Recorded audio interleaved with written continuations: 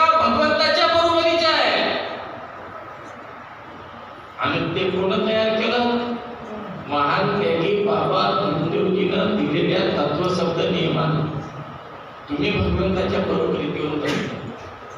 का भगवंताच्या बरोबरीत येऊन बसले त्याचा विचार केला तर तुम्हाला कळेल. आपल्या गावात भागवत होतात ना, प्रवचन होतात ना, कीर्तन होतात. किती रुपये? कुणी 1 लाख घेते, कुणी 2 लाख घेते. काही काही महाराजांची फी 50-50 लाख रुपयापर्यंत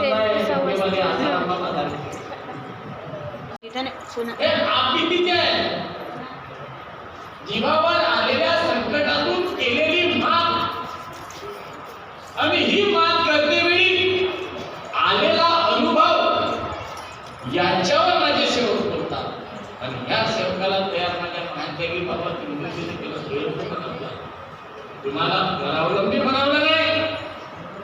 अरे या घरामध्ये संकट आलं असेल त्याच्या त्या महाराजकडे तीर्थ बनवून आणलं नाही सांगितलं. तुम्ही आपल्या घरातच तीर्थ तयार करता, तुम्ही परमेश्वरापेक्षा घेऊन नाही.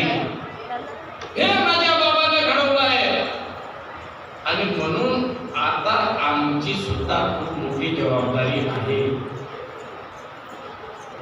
आमचे गुरु कोण आहे? महान त्यागी बाबा धर्मदेवजी. महान त्यागी बाबा धर्मदेवजीचे गुरु कोण आहेत? भगवान बाबा हनुमानजी आहे.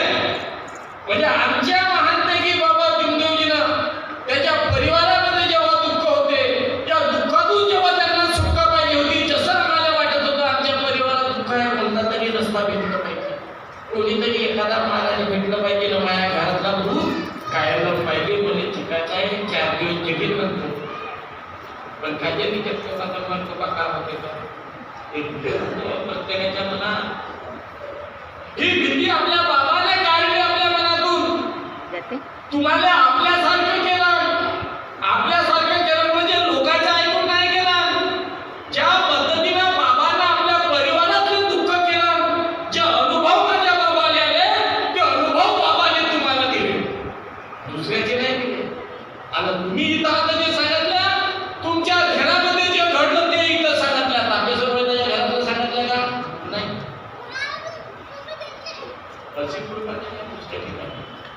आणि म्हणून की आमचे बाबा गुरु म्हणजे आमचे महान त्यागी बाबा धर्मदेवजी आणि आमच्या बाबाचे गुरु म्हणजे कोण? भगवान बाबा हनुमानजी.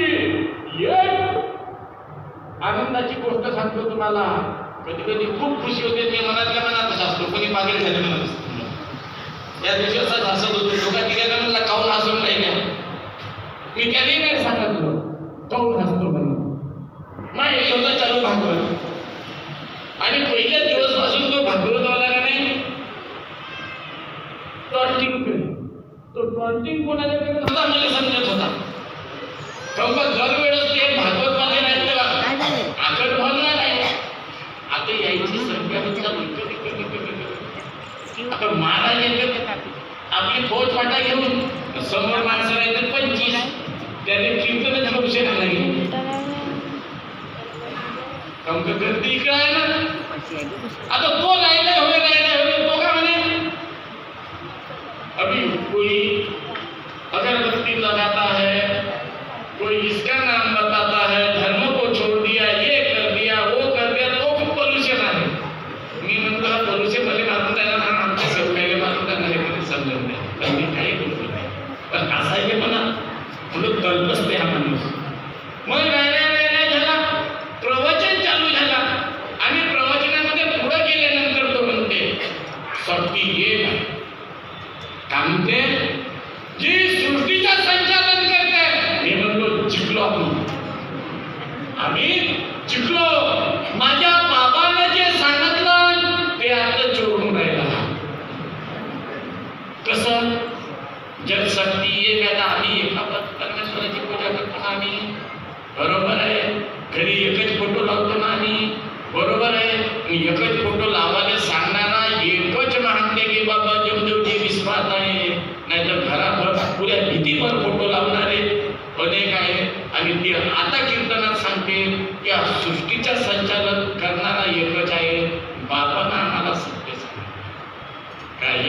तिच्या या विश्वाच्या परमेश्वर एक आहे हे बाबांना आम्हाला सांगितलं आहे. त्या महात्म्या की बाबा जुंडोजीचे आम्ही सेवक आहोत, आम्हाला सत्य ज्ञान मिळालं. तुम्ही कमजोर आहे का? कमजोर नाही आहे. कधी कधी का होते आम्ही कमजोर नाही आहोत, आम्ही कमजोर नाही आहोत, आम्ही ताकदवाले आहोत. म्हटलं काय ताकद कधी कधी आम्हाला खतम करून टाकतो. मग याच्यासाठी थोडसे अनुभव घ्यायला लागतो. अहंकार हा माणसाचा शत्रू आहे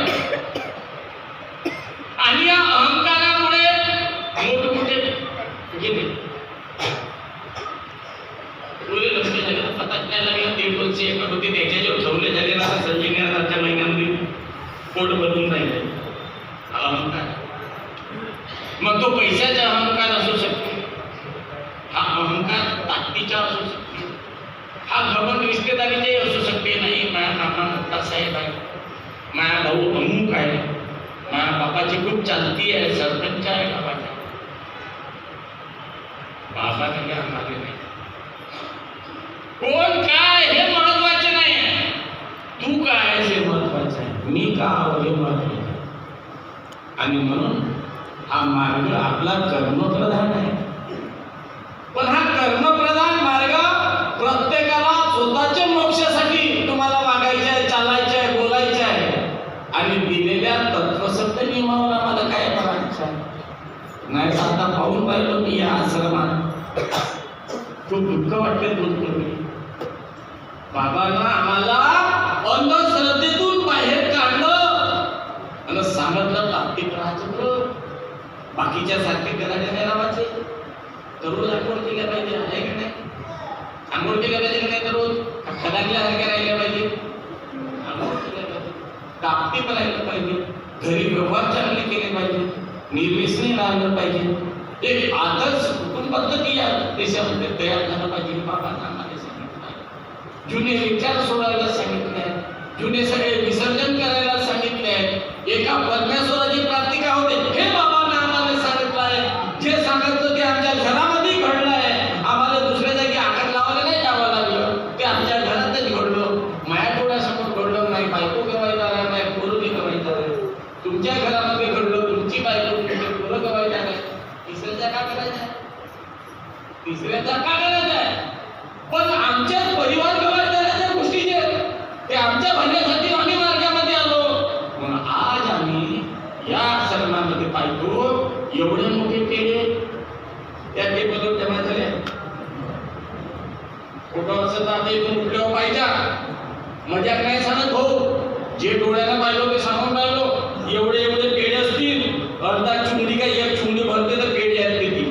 आणि 10 वेळ इथल्या सरकारने सांगावं काय कोणते विचार तुम्ही करता आहात, हे कशासाठी इथे हे करता आहात. ते म्हणते त्याचे काही मार्गदर्शक लोक चुकीचे मार्गदर्शक करून राहिले. आता ते मंडळाच्या वेळेला कुठले म्हणजे माहिती नाही, तू घेऊन झाले म्हणते त्याचे पेढे. मग तुझ्या घरी भगवंत नाही आहे का, आहे का नाही. अरे या मार्गात येणाऱ्या सेवकाने पहिलं अनुभव दिला बाबांना, पहिलं पुरी ताकद जे दिली जेवढी होती तेवढी, आणि काय साक्षात्कार होते हे अगोदर तुम्हाला साध्या कार्यातच तर भेटलं आहे ना, साध्या कार्यात.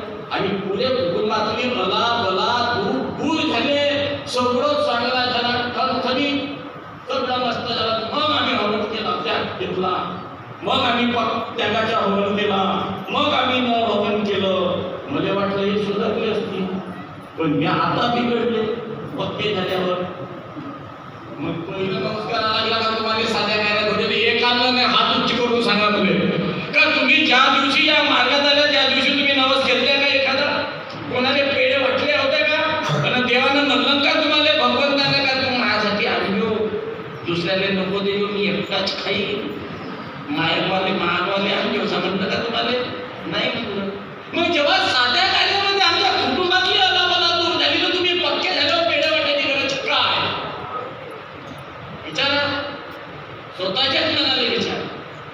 आणि जर आम्ही जर हे करत असाल, आता पुन्हा आम्ही त्या मार्गाला जात असाल, हे जुने विचार जिवंत होताले का नाही होताले तुमच्या परिवारात. तुम्ही आता एक पुढा घेऊन या, तुमच्या पोरगा पाहून राहिला, तो लहान आहे, त्याची गलती नाही, तुमची मुलगी पाहून राहिली, हे मग कबूल करा.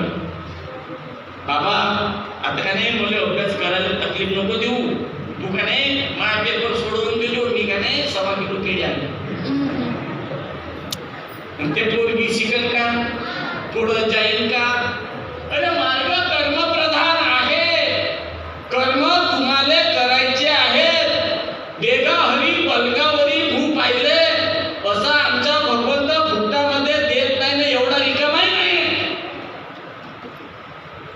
तो आमची परीक्षा घेते का हा वेळेवर सकाळी ज्योतीच्या वेळेवर उठते की उठत नाही, सायंकाळच्या बरोबर वेळेवर घरी येते का येत नाही मला सांगितलेल्या वेळात. मला शुद्ध अंतःकरणानं स्मरण करते का करत नाही, हे याच्यासाठी आमच्या मनामध्ये परिवर्तन करायचं आहे.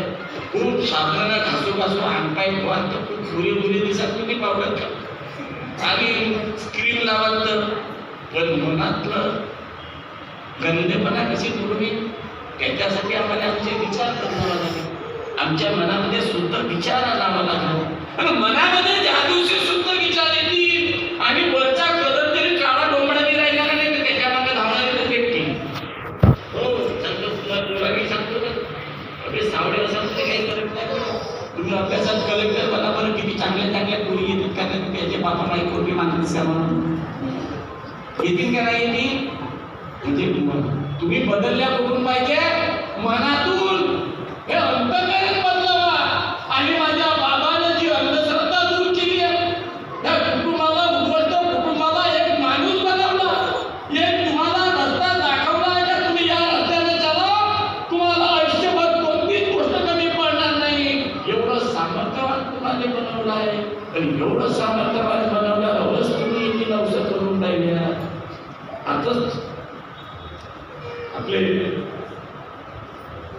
मानकरजी बोलले, त्या बिचाऱ्या 3 बाया आल्या, तुम्ही येऊन भरवता ते साफ करतील, तुम्ही येऊन इथे पात्र करवा ते साफ करतील. लक्षात ठेवा, परमेश्वर कृपा जागृत आहे. लोकांना त्रास द्या नको. बाबांना परमात्मा एक सांगत नाही, माझी आत्मा मला सारखीच तुमच्या एक आत्मा, आणि माझ्या आत्म्याला ज्या